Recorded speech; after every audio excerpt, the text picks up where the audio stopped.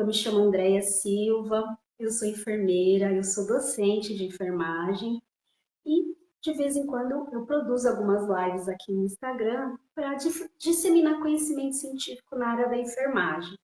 Eu sempre trago convidados especiais. E hoje eu tô com ela, futura enfermeira Camille Perim, mas mais do que eu falar, porque elas já sabem que ela é especial, né? Eu vou deixar ela se apresentar. Camille, vamos começar assim bem no comecinho essa live. Eu queria que você falasse para o pessoal como a gente se conheceu, como nos conhecemos, você lembra? Lembro. Gente, eu sou a Camille, né? Eu iniciei o curso de auxiliar de enfermagem em 2020 e aconteceu algumas coisas por conta da pandemia. A gente precisou mudar de escola de curso, né? Então a gente acabou indo ao Vicente Lessa. Uma das primeiras aulas, eu não tenho certeza se foi a primeira ou se foi a que mais me impactou, mas é uma memória muito clara que eu tenho de uma aula com a Andrea, que quando a gente chegou na sala de aula, ela estava toda paramentada, lindíssima, e ela ia dar uma aula para a gente de centro cirúrgico. Tinha montado todos os campos estéreis, aquilo me marcou muito. E eu lembro que antes disso, alguns professores já falavam: olha, vocês vão ter aula com a Andrea é pequenininha. Ela é pequenininha, mas o conhecimento que ela tem dentro dela não cabe, gente. Ela é muito inteligente, as aulas dela são muito boas e realmente, ela é muito inteligente, as aulas delas realmente são muito boas. Muito bem, Camille. Queria que você contasse para a gente um pouquinho da sua trajetória, da sua formação na enfermagem. Como foi? Tá, vamos lá. Eu me formei em setembro de 2021 como auxiliar de enfermagem. E em agosto de 2021 eu estava ingressando no ensino superior em enfermagem. Então eu ainda não tinha concluído o curso e decidi que eu ia entrar na faculdade, né? Aquele período ainda estava online, então eu conseguia conciliar, né? E assim que eu terminei o curso, eu saí do curso um pouco perdida, eu era muito nova também, né? Eu tinha 18 anos, tinha 18 anos em 2021. Eu saí um pouco perdida do curso, né?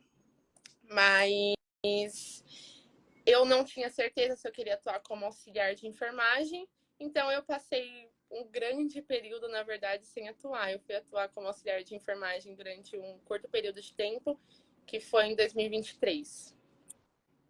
Muito bem. A nossa live de hoje, ela é bem específica, né? Nós vamos compartilhar um pouquinho do seu conhecimento aqui com a audiência do meu Instagram sobre o paciente com insuficiência cardíaca, não é isso? Isso.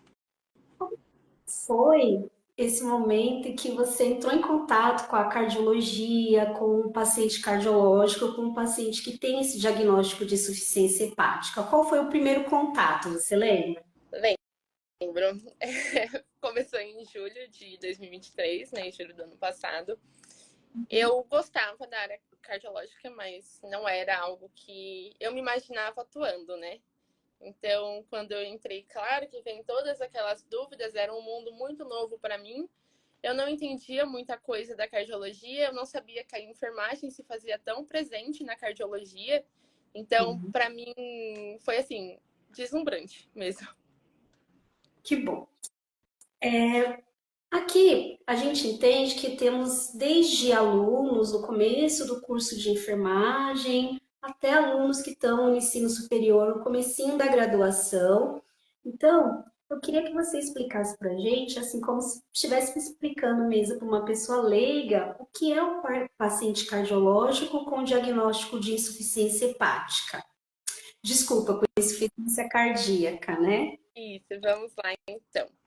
A gente fala que a insuficiência cardíaca, assim, eu vou falar de uma forma mais leiga, né? É o enfraquecimento do músculo cardíaco. Então, o músculo cardíaco ele não tem força para mandar esse coração para frente. Então, ele acaba se acumulando em outros lugares do corpo. E aí geram todos os sintomas da insuficiência cardíaca, que o principal deles seriam sinais de congestão, né? Então, o paciente ele acaba ficando mais dispneico, ele tem muita falta de ar noturno, ele não consegue dormir completamente deitado, então ele precisa do auxílio muitas vezes de 3 ou mais travesseiros, acaba tendo muito edema de membros inferiores. Entendi. Você acredita, Camille, que alguma comorbidade, alguma doença de base, diabetes, hipertensão arterial, contribui para que ele desenvolva, que ele, o paciente, desenvolva a insuficiência cardíaca? Sim, com certeza. A hipertensão arterial por conta da vasoconstrição, né? Então, Uhum. essa vasoconstrição acaba prejudicando o músculo cardíaco e a diabetes também. A diabetes, por ela ter uma célula de glicose que é muito maior do que as outras células, o rim acaba sofrendo, né? Para excretar essas células, o rim é o que filtra nosso sangue, né? Então, acaba mexendo em todo o metabolismo em si e afetando principalmente o coração. É importante deixar aqui para o pessoal que a Camille, ela está super disposta, super aberta a responder as dúvidas que vocês estiverem. É só escrever aí no campinho dos comentários que eu repassarei para ela, tá bom? Camille, você hoje atua no ambulatório da insuficiência cardíaca, né? Sim. Como que é feito o diagnóstico? Você executa algum método diagnóstico? Como é que o paciente ele acaba sabendo que ele tem insuficiência cardíaca? Então, no ambulatório que eu atuo hoje, a gente atende pacientes com a insuficiência cardíaca de fração de ejeção reduzida, né? E esses pacientes, normalmente, eles já vêm pra gente com diagnóstico de insuficiência cardíaca. Só o que acontece muito no ambulatório? A gente acaba pegando alguns pacientes descompensados. Então, às vezes, eles não sabem que eles estão descompensando, e quando a gente vai realizar o exame físico deles, a gente acaba notando um pouco de água no pulmão, a gente fala, olha, inchaço nas pernas, acho que estamos tendo alguns sinais de descompensação. Mas até hoje, todos os pacientes que eu atendi em ambulatório, eles já eram pacientes que sabiam da doença. Entendi. Como que é feito o diagnóstico? Mesmo que seja antes de você, é utilizado algum exame de imagem, algum exame laboratorial, algum procedimento invasivo para que ele saiba ou não? É, É um sintoma clínico. sim, a gente fala que para diagnosticar insuficiência cardíaca, principalmente a gente precisa de um bom exame clínico geral, né? De um olhar tanto do médico quanto do enfermeiro para esse paciente. E depois a gente tem os exames de diagnóstico, né? Que seria o diagnóstico do NT-proBNP, que é um exame que é de peptídeo natriurético, né? Que é uma enzima cardíaca, que ela é liberada em excesso quando o coração está sofrendo, quando o coração está tendo esse problema de bombeamento de sangue. Então, esse exame acaba ficando elevado, né? E aí temos o ecocardiograma, que seria um ultrassom do coração, para verificar como estão todas as câmaras cardíacas, como que está a questão da fração de ejeção. E temos também aí um raio-x de tórax, que a gente consegue avaliar sinais de congestão. Lá no ambulatório que você atua, o enfermeiro ele tem autonomia para avaliar esses exames? Ele fica acessível para a equipe de enfermeiros? Sim, sim, com certeza. A gente avalia os pacientes que já costumam passar com a gente mesmo. O médico acaba pedindo o exame e retorno em um mês. Quando eles retornam com esses exames, a gente faz a avaliação.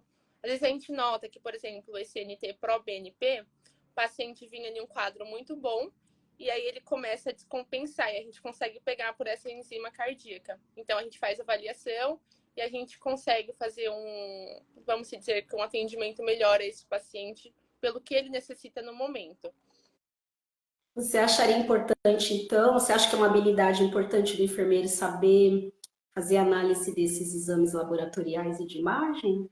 Com certeza. É muito importante, porque às vezes o paciente, no mesmo dia que ele tem consulta com a equipe multiprofissional, ele não tem consulta com o médico. E às vezes ele traz esses resultados de exame com a gente. Então, por exemplo, em um raio-x a gente consegue verificar sinais de congestão. A gente precisa saber olhar esse sinal de congestão, a gente precisa saber quando o BNP do paciente está alterado, e o ecocardiograma, por ser um ultrassom, ele já vem descrito, né? Porque o ecocardiograma de coração, as imagens, são um pouco difíceis de olhar, né? Tem que ser mais um olhar ali médico mesmo. Mas um olhar médico que tenha, no caso, como eu posso dizer, que seja especialista em ultrassom, né? Porque é bem difícil olhar o ecocardiograma. Mas quando ele vem com um laudo desse eco, aí a gente consegue atuar, né? Dentro da nossa área, dentro da nossa expertise, a gente consegue atuar e ajudar esse paciente. Conta pra gente um pouquinho como que é o seu dia a dia lá no ambulatório da cardiologia. O paciente, ele chega no serviço, qual que é o fluxo dele até ele chegar em você? Normalmente, a gente atende os pacientes que estavam internados com a gente, de insuficiência cardíaca com fração de ejeção reduzida. Então, eles já foram incluídos no programa de insuficiência cardíaca, eles já sabem do diagnóstico da doença, e aí a gente acaba fazendo um filtro desses pacientes.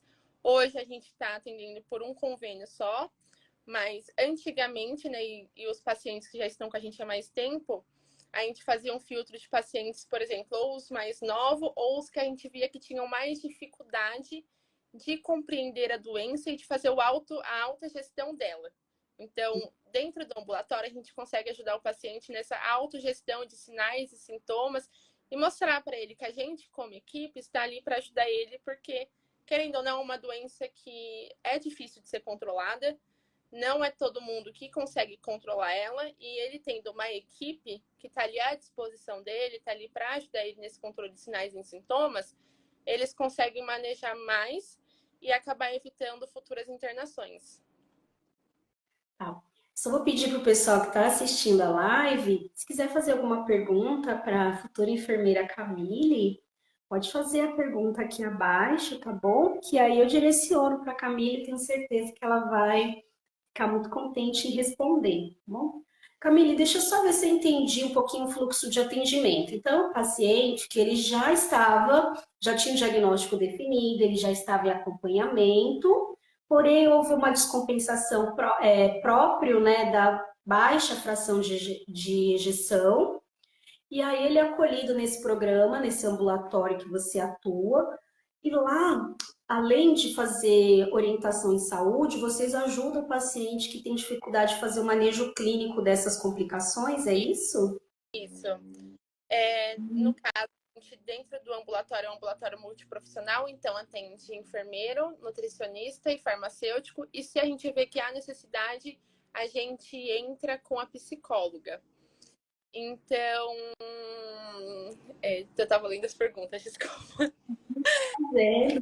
Então, como que a gente ajuda esse paciente? A gente fala que o enfermeiro ele é o centro do cuidado.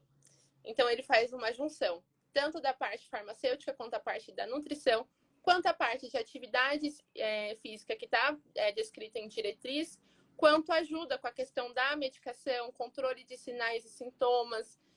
A gente dá algumas dicas para esse paciente, para ele, por exemplo, esse paciente ele tem uma restrição hídrica, né? Que no caso é uma restrição de líquidos. Isso acaba sendo muito difícil para eles, né? Principalmente no calor. Por exemplo, normalmente a restrição de líquidos dele entra entre 1,2 litro, 1,500 no máximo. E até mesmo pacientes muito mais compensados com essa fração de injeção reduzida, acaba sendo, por exemplo, 800 ml.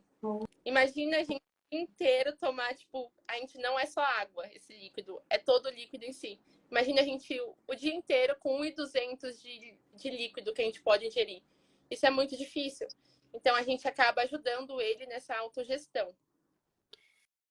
Tá bom. Tem uma pergunta aqui. E como é a reabilitação desse paciente com insuficiência? A gente, eu vou falar da reabilitação ao todo. A gente tem a reabilitação que é na questão das medicações. Então, esse paciente ele precisa fazer uma boa gestão das medicações e fazer o uso delas correto, né? Conforme prescrito pelo médico, em questão de dosagem, tudo. E a parte da atividade física, o que a gente orienta para o paciente dentro do ambulatório? A gente precisa ter um total de atividade física realizada durante a semana, que a gente fala que é de 150 minutos semanais de atividade física. Essa atividade física que a gente orienta. Caminhada leve por 30 minutos, 5 vezes na semana. E o porquê de apenas uma caminhada leve? Esses pacientes são pacientes que eles têm sintomas muito exacerbados. Então, eles não aguentam, por exemplo, fazer uma corrida. Muitas vezes, eles não aguentam fazer um treino de força. Eles se cansam muito rápido. Então, o que a gente orienta é isso: 30 minutos, 30 minutos 5 vezes na semana, de uma caminhada leve, evitar subida, porque em subida eles acabam se cansando muito também. Muito bem. Tem uma pergunta aqui que eu vou tentar traduzir. Como ela fez para arrumar o primeiro emprego? Então, eu vou personalizar a pergunta. Como é que você fez para atuar no ambulatório de cardiologia hoje? Como é que foi a sua inserção nesse ambulatório tão especializado com pacientes tão clinicamente descompensados, digamos assim? Gente, eu não lembro por onde eu mandei meu currículo. Eu, pra você, eu não lembro, eu não sei. Tipo, surgiu alguém me chamando no WhatsApp, perguntando se eu queria fazer uma entrevista. E eu falei que sim, era um período que eu estava enviando muito currículo. Então, eu normalmente envio meus currículos ou pelo InfoJobs ou pelo LinkedIn, né? E aí me mandaram uma mensagem perguntando se eu queria fazer a entrevista. No momento eu não sabia nem para qual hospital que era. Eles não divulgaram isso. Eles foram divulgar o hospital no final da entrevista. E aí depois que eu passei pela a primeira etapa, no caso, era como eu posso dizer, não era com um hospital, era com aqueles grupos de emprego, sabe? Que fazem aquele primeiro filtro de selecionados, aí depois que manda para entrevista no hospital. Era isso. Aí eu fiz essa primeira entrevista, eu passei, e aí no final dela eles divulgaram qual seria o hospital. E aí, claro, eu pesquisei sobre o hospital, né? Porque daí a gente tem que jogar o nosso favor também. Pesquisei sobre o hospital, fiz tudo aquele estudo sobre o sistema cardiovascular, né? Que eu não tinha tanto conhecimento assim na época. E fiz a entrevista com as gestoras, né? E acabei passando nessa entrevista. Ah, então você nem sabia que era um hospital especializado na área de cardio quando você fez essa Não entrevista? sabia. Nossa, é aquela situação que eu falo que a pessoa certa no lugar certo, né? Sim, eu não sabia nem pra onde eu tinha mandado meu currículo. Depois eu até procurei, eu falei, gente, em que momento que eu me inscrevi na vaga? E, tipo, eu não sabia. Me chamaram no WhatsApp e eu, tipo, ok, quero fazer a entrevista. E nessa primeira entrevista, que não foi com a equipe do hospital, você lembra o que, que eles te perguntaram? Qual era o contexto? Eles, foi uma entrevista mais simples, né? Foi online, mas eles perguntaram, quando eles começaram a perguntar do sistema cardiovascular, o que você acha da área da cardiologia? O que você, se você gosta, você se vê trabalhando nisso? Aí, claro, eu falei que eu adorava, que eu gostava, que eu me via trabalhando nisso. E a gente não fazia ideia, né? Que no caso a vaga seria para o HCOR. Nesse currículo que você enviou, você colocou lá entre as suas certificações o curso de eletro que você fez lá, do eletrocardiograma que você fez lá no Vicente Lessa? Coloquei. Você acha que isso te ajudou? Foi um diferencial? Acredito que sim. Acredito que tenha sido um diferencial. Tá bom. Voltando um pouquinho para o paciente com insuficiência cardíaca, né, com baixa ejeção, tem algum medicamento específico ou padrão muito comum que eles utilizam? É, sim, pela diretriz de insuficiência cardíaca de fração de ejeção reduzida, a gente tem 4 pilares de medicamentos, né? Esses 4 pilares de medicamento, a gente fala que se o paciente tolerar, ele precisa sair de alta com eles. Porque, pela literatura, a junção desses 4 pilares de medicações, eles ajudam aí no remodelamento cardíaco.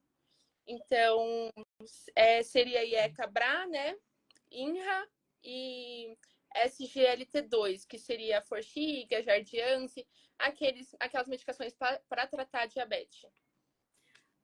Ah, interessante. E a equipe de enfermagem faz orientação de como deve ser o uso, a administração, a dosagem desses medicamentos? Você atua diretamente em alguma orientação específica voltada para o tratamento medicamentoso? Na internação, a gente orienta o paciente sobre as classes farmacológicas que ele precisa sair de alta. Então, a gente fala assim, olha, porque às vezes o médico acaba esquecendo de prescrever, é normal isso, né? Então, a gente, como eles saem de alta com uma lista enorme de medicação. Então, a gente fala assim, olha, quando você for de alta, lembra desses 4 pilares de medicação, avisa para o seu médico, pergunta se esses 4 pilares estão na sua receita. Porque a gente já viu acontecer isso de, por exemplo, o médico esquecer de prescrever e depois o paciente ligar para a gente. Olha, você tinha falado de uma classe farmacológica, eu não achei ela na minha receita. E aí a gente acaba entrando em contato com o médico, depois ele retorna com o médico acaba prescrevendo. Isso é importante. Então, o pré-alta, ele já é orientado a lembrar o médico dos 4 pilares, então isso é muito conversado durante o período de internação mesmo, né? Isso. Entendi. Uma das coisas, assim, que no ensino superior de enfermagem é muito cobrado, né, do enfermeiro, do futuro enfermeiro, é o plano de cuidados de enfermagem. Nesse ambulatório que você atua, nesse grande hospital, você faz esse acompanhamento, você faz esse plano de cuidados e como você faz isso, como você acompanha se o paciente está executando o plano de cuidados da enfermagem?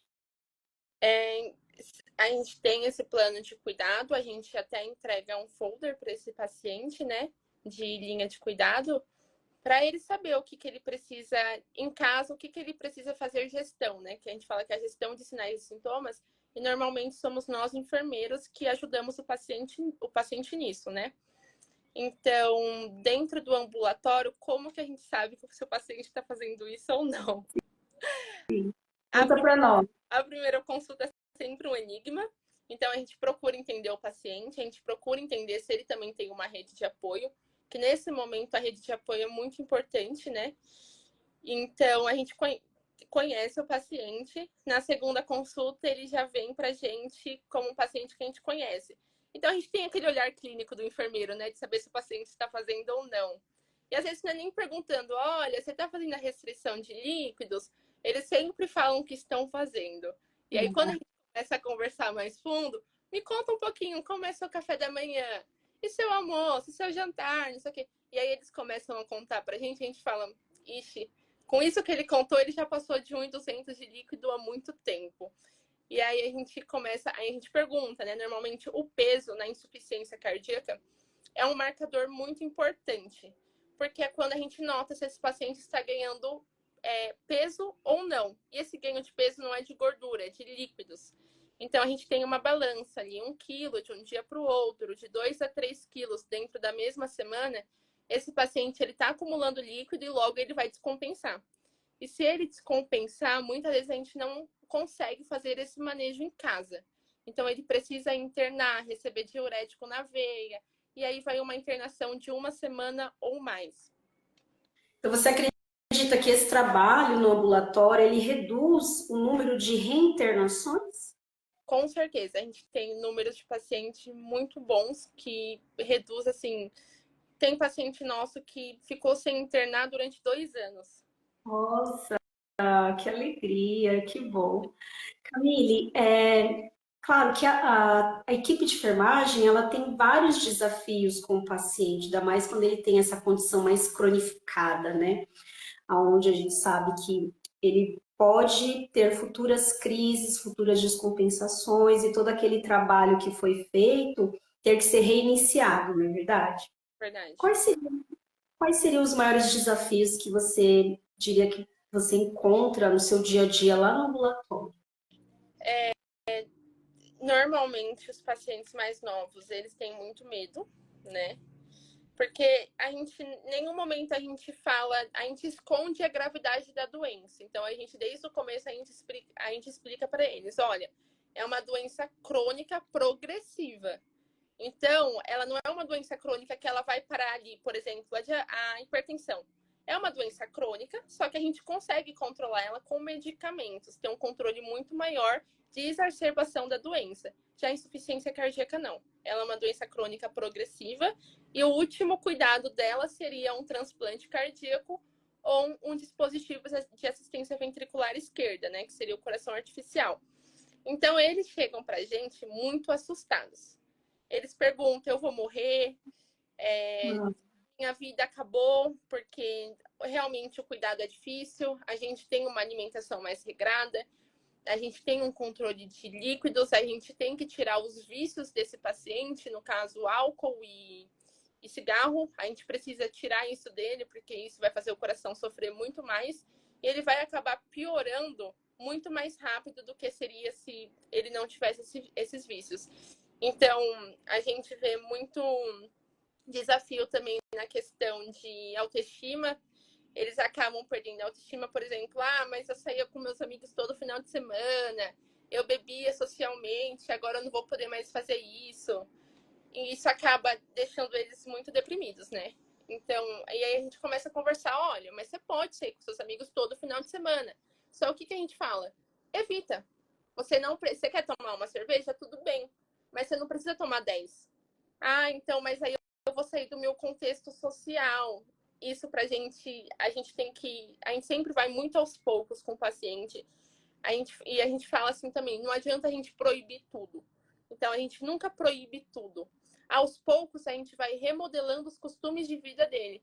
Até porque, às vezes, chega paciente com a gente que tem costumes, vamos dizer, orientais, que são diferentes aqui do nosso dia a dia brasileiro, né? Então, a gente também não pode mexer em tradições do paciente. E você, como profissional ainda em formação, né? Você está no 7º semestre, indo para o 8º semestre do ensino superior. Quais são os maiores desafios que você encontra como estudante da área? É difícil. Quantas Mas dificuldade? mas é muito legal, é muito gratificante. Eu deixo aqui até de mensagem para quem está iniciando tanto o técnico quanto a graduação para não desistir. O que a gente mais vai ver no caminho é a gente para desanimar. Só que a gente tem que lembrar o que, que a gente o que, que a gente quer futuramente. É um estudo que não tem fim, e é aquilo. Quanto mais a gente estuda, mais a gente vê que a gente precisa estudar. Só que também a gente tem que colocar no lugar de ser humano. A gente não vai saber tudo. E não tem como a gente saber tudo. É muito difícil a gente saber de tudo. Mas eu acho que procurar progredir e procurar ser um bom profissional é o que importa. E o que você diria para quem tem interesse, que está assim, paquera, namorando a área da cardiologia, né? Uma área ultra específica dentro da enfermagem. Quais seriam as dicas, os insights aqui que você deixaria nessa live? Comecem a estudar de agora. Estudem todo o sistema cardiovascular, entendam bem o coração, entendam bem a dinâmica que o coração faz em todo o nosso corpo. Eu acho que isso é o principal. Entendam as principais doenças de base, né? Hipertensão, diabetes, essas doenças cardíacas crônicas. E acredito que seja isso. Que bom. Camille, eu gostaria demais de agradecer o seu tempo, a sua disponibilidade, a sua generosidade de compartilhar seu conhecimento, o dia a dia do seu trabalho lá no ambulatório. A gente percebe que a enfermagem ela não atua só na clínica, mas na psicologia, na parte comportamental do paciente. E com certeza, com cada orientação, com cada ação educativa, com cada intervenção de enfermagem, você ajuda a diminuir as internações, ajuda a diminuir o período de internação e, consequentemente, ajuda a salvar muitas vidas, dando qualidade de vida para o paciente no tempo que ele tem, tá bom? Seu trabalho é muito lindo, seu trabalho é maravilhoso, eu sou muito orgulhosa de ser a sua enfermeira professora, tá bom? Você quer deixar suas palavras finais? Gente, vocês que estão começando na enfermagem, não desistam e não escutam aqueles que falam que a enfermagem é desvalorizada. Quem desvaloriza a enfermagem são os próprios profissionais que estão dentro dela. Então, a gente que está começando, a gente precisa fazer diferente. A gente tem que estudar, a gente tem que ter um conhecimento amplo. E o que importa para a gente são as vidas do nosso paciente, porque é muito gratificante quando o nosso paciente olha e agradece por toda a ajuda que a gente deu para ele. Para a gente, às vezes, pode ter sido uma ajuda do dia a dia, uma ajuda simples, que normalmente a gente fala assim, vou falar para ele fazer só isso, isso, isso, e tá tudo bem, entendeu? E é normal a gente falar isso, repetir isso várias vezes para diferentes pacientes, né? Mas para que aquele paciente olha para você e fala, muito obrigada. A sua ajuda tornou meu dia mais leve, você torna meu dia mais leve, toda a sua assistência em enfermagem faz com que a doença passe de uma forma muito mais leve. Muito bem.